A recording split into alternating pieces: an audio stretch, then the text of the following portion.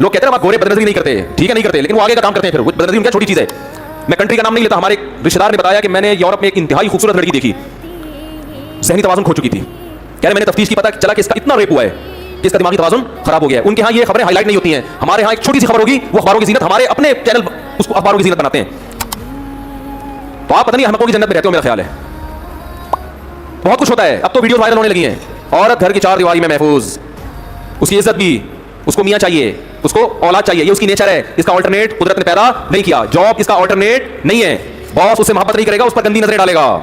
इस्तेमाल देखो, बॉस को अपनी सेक्रेटरी में वो पसंद होती है जो खूबसूरत है, जो खूबसूरत नहीं है वो पसंद नहीं होती। जबकि मर्द की बीवी खूबसूरत हो या बदसूरत हो, वो उस पर मोहब्बत करने पर मजबूर है। क्यों? वो उसकी बीवी भी है, उसके अम्मा की बहू भी है, उसके अब्बा की बहू भी है, उसके भाइयों की भाभी भी है, उसके खानदान का फर्द है। खानदान के फर्ज से ताल्लुक खत्म करना आसान नहीं होता, क्योंकि इस ताल्लुक खत्म करने में इस लड़की का भी पीछे खानदान है जो इसके बैकअप पे खड़ा हुआ है।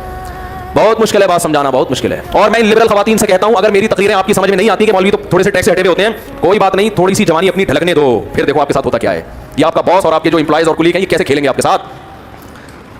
नहीं आ रही बात।